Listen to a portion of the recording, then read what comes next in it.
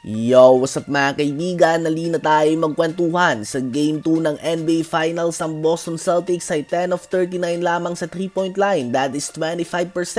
38 of 84 lang din sila sa field, that is 45%.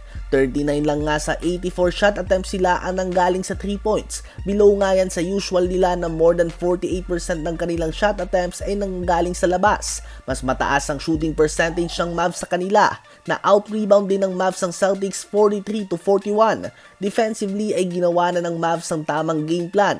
Ginawa nilang uncomfortable ang Celtics sa 3 points. Posibleng sinamahan din nga ito ng malas dahil kahit open shots yung iba ay hindi talaga pumapasok. Ganun pa man, solid defense nga ang pinakita ng Mavs dahil 105 points lamang ang nagawa ng number 1 offense sa NBA ngayong playoffs at number 2 naman sa regular season.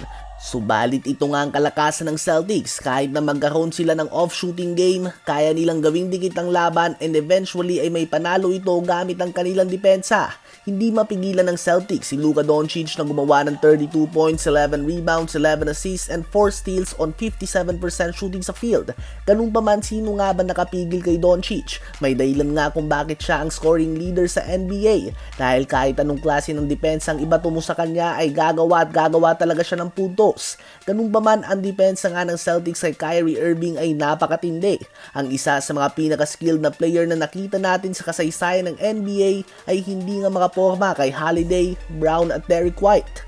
Solid defensive game plan na nga ang ginawa ng Mavs. Ganun pa man, dehado na nga sila kung talent ang pag-uusapan. Kaya naman kung magkakaroon pa ng off game si Kyrie Irving at hindi pa may papasok na mga role players sa mga open shots, talagang mahihirapan sila makuha ang panalo. Lalo na't ngayong finals nga ay walang matinong second or third option si Luka.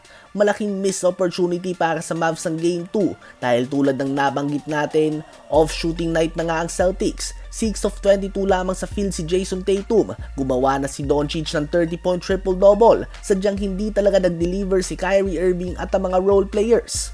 Delikado ang Mavs sa Game 3 and 4 dahil kung titingnan natin ang statistics, mas malakas nga ang tsansa na magkaroon ng off-game ulit si Kyrie Irving kaysa tumira ulit ang Celtics ng 25% sa 3-point line na once in a blue moon mangyari. Bukod dyan ay undefeated din ang Celtics sa mga road games ngayong playoffs, habang ang Mavs naman ay laging ang isang panalo at isang talo sa Games 3 and 4 sa tatlong naunang series. Bilog ang bola, may tsansa ang Mavs, ngunit kung titingnan natin ang mga betting odds, dehado ang Mavs at heavy favorites naman ang Celtics. At this point ay kailangan nga ng Mavs ng off-shooting night mula sa Celtics at 25 to 30 points each mula kay Kyrie and Luka. Kung both teams nga ay mainit, mahirap nga talunin ng Celtics, hindi lamang para sa Mavs kundi sa buong NBA dahil sa lalim ng kanilang lineup. Sino ba sa palagay nyo magwawagi sa next game?